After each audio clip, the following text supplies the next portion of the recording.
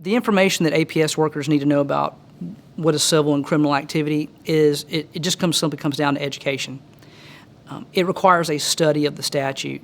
If APS workers understand how law enforcement officers think and how the judicial process and the criminal side is going to have to follow a certain process, and there are certain absolutes with the admission of evidence, the availability of evidence, availability of witnesses, that's going to help them more appropriately decide which road they go down. And it can be a floating target sometimes. There's usually an intermingling of criminal issues mixed in with the civil.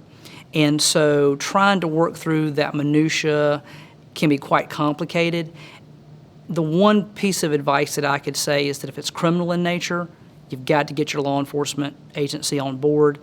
If it's civil in nature, this is where you have to have a good working relationship with your family courts, your probate courts, and your legal staff at your agency to give you that clear direction, because it would be nice to say that there is a definitive line, but there's so much intermingling, it's extremely difficult.